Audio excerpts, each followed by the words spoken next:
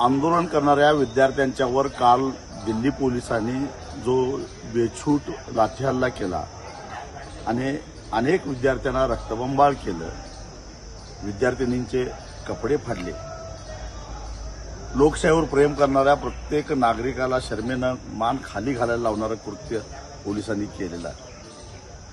आणि या घटनेचं, या गोष्टीचा निषेध करण्याच्या ऐवजी आज महाराष्ट्राचे मुख्यमंत्री देवेंद्र फडणवीस असतील किंवा माजी मंत्री सदाभाऊ खोत असतील, ते त्याचं समर्थन करतायत आणि आंदोलकांना आतंकवादी म्हणतायत.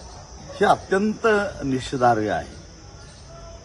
सदाभाऊंना मला एक प्रश्न विचारायचा आहे आणि देवेंद्र फडणवीसांनाही प्रश्न विचारायचा आहे. पहिला प्रश्न सदाभाऊंना माझा हा आहे की मावळच्या आंदोलनामध्ये जेव्हा 4 शेतकरी पोलिसांच्या गोळीला बळी पडलेले, त्यावेळी मी दिल्लीत होतो, मीच त्यांना पाठवलं होतं 2-4 दिवस मावळमध्ये.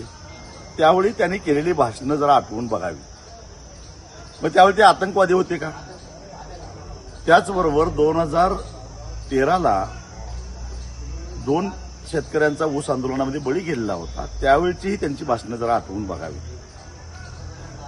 देवेंद्र फडणवीसांना मी एकच सल्ला देईन की विरोधी पक्षनेता असतानाचे आणि त्याचबरोबर 2014 साली विरोधी पक्षातला आमदार असताना आणि भाजपचे प्रदेशाध्यक्ष असताना त्यांनी काय काय भाषणं केली, कुणाकुणाचे राजीनामे मागितले, मग ते सगळे आतंकवादी होते का?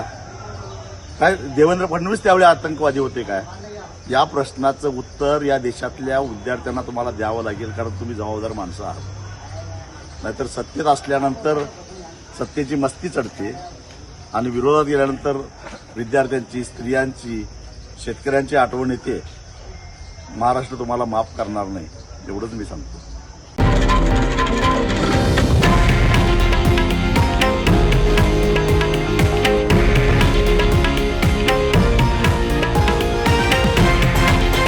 हे आहे देशातील नंबर 1 न्यूज नेटवर्क आणि आपण पाहत आहात TV9 मराठी, एकमेव.